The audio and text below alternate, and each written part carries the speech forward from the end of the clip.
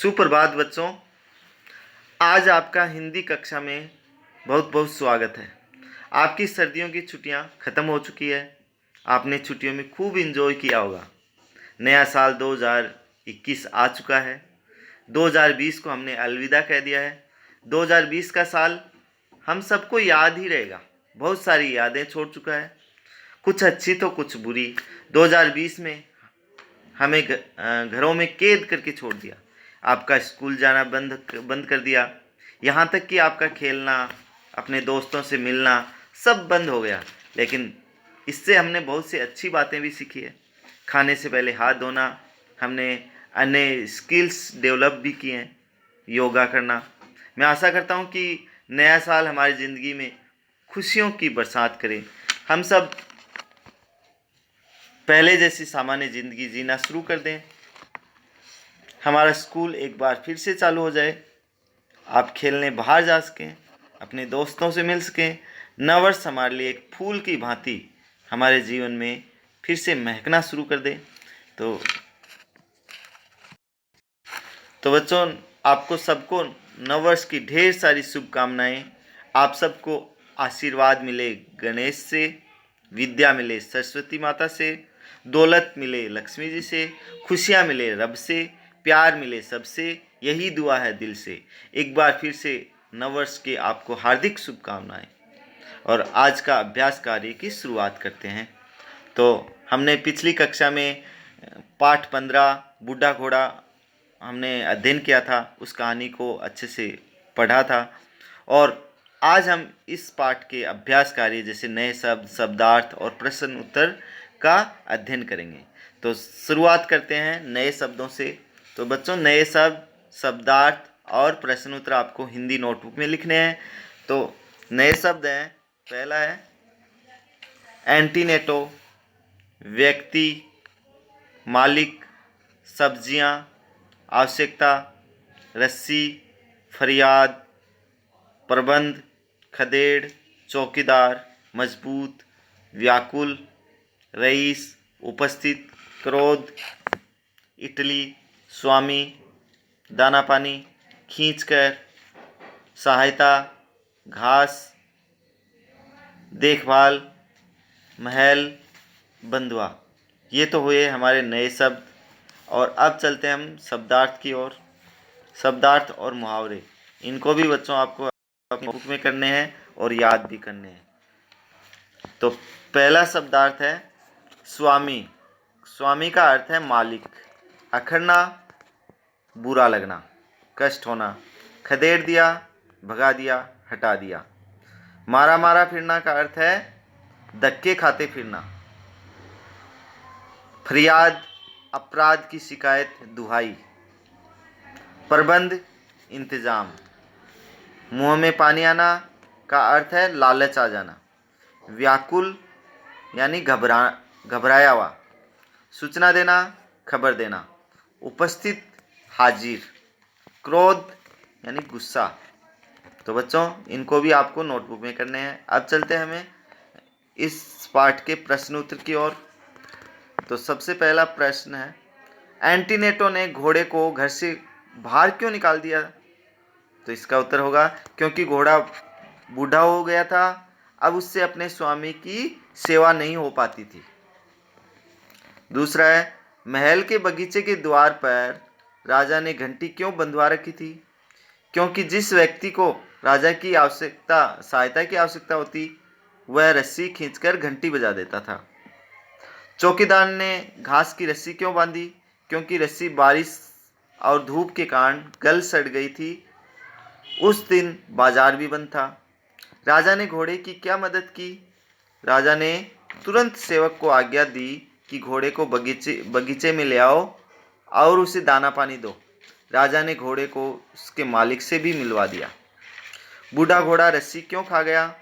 क्योंकि रस्सी हरी घास की बनी थी और घोड़ा बहुत भूखा था, इसलिए घोड़ा रस्सी खा गया। एंटीनेटो का सिर शर्म से क्यों झुक गया?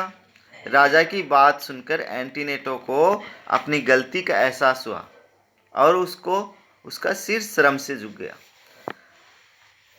प्रश्न नंबर 7, एंटीनेटो कैसा व्यक्ति था? एंटीनेटो बहुत स्वार्थी और लालची व्यक्ति था। तो बच्चों, इन प्रश्न उत्तरों को आपको अपनी हिंदी नोटबुक में करना है। अब चलते हैं इस पाठ के पाठ्य पुस्तक के अभ्यास कार्य की ओर। तो बच्चों, ये प्रश्न उत्तर हमने अभी किए हैं। अब हम इसके सही उत्तर के सामने सही का निशान लगाना है। इसमें 3 ऑप्शन दिए गए हैं, जिसमें से सही पर सही का चिन्ह लगाना है। एंटीनेटो के पास कौन सा घोड़ा था? चीनी, अरबी, तुर्की। तो सही उत्तर है अरबी। अरबी पर सही का निशान लगाएंगे। नेक्स्ट है, राजा ने घंटी कहाँ बंधवा रखी थी? महल के द्वार पर, कमरे के बाहर या बगीचे के द्वार पर? तो सही उत्तर है बगीचे के द्वार पर। नेक्स्ट है, चौकीदार को नई रस्सी क्यों न मिली? रस्सी की दुकान बंद थी, बाजार बंद था, दुकान की रस्सियां बिक चुकी थी। तो इनमें से सही उत्तर है बाजार बंद था। अब बच्चों, ये जो है पढ़ो और समझो, ये वाले जो अभ्यास कार्य है वो लिंग से संबंधित है। पुल्लिंग और स्त्रीलिंग शब्द हैं, जैसे घोड़ा, घोड़ी, गधा, गधी, बकरा, बकरी, राजा, रानी, सेवक, सेविका, स्वामी, स्वामिनी, बुढ़ा, बुढ़िया, चूहा, चूहिया। जो लास्ट के 2 शब्द हैं, बुढ़ा, इसमें ऊ की मात्रा बड़ी आती है, बुढ़ा। और इसका जो स्त्रीलिंग शब्द बनाएंगे बुढ़िया, तो उसमें ऊ की मात्रा छोटी आती है। ऐसे ही चूहा, तो ऊ की मात्रा बड़ी आती है चूहा में, और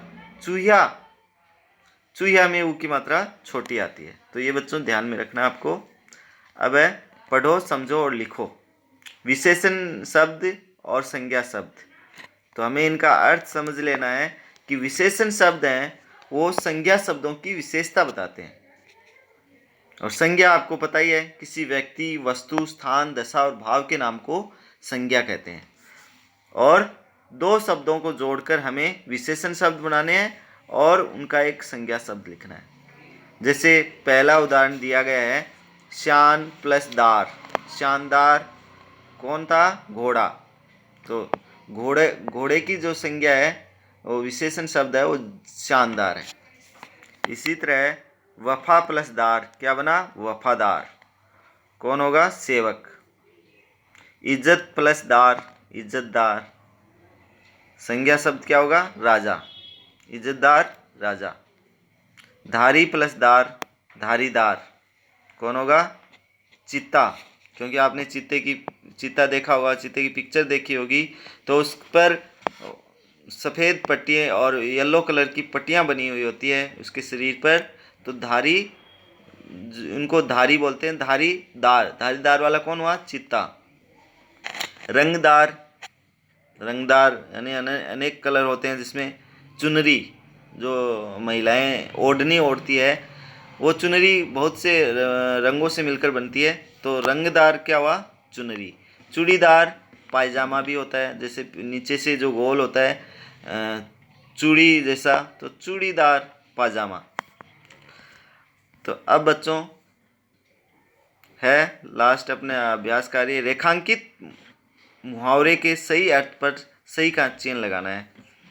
तो पहला है, घोड़ा भोजन की तलाश में मारा मारा फिरने लगा।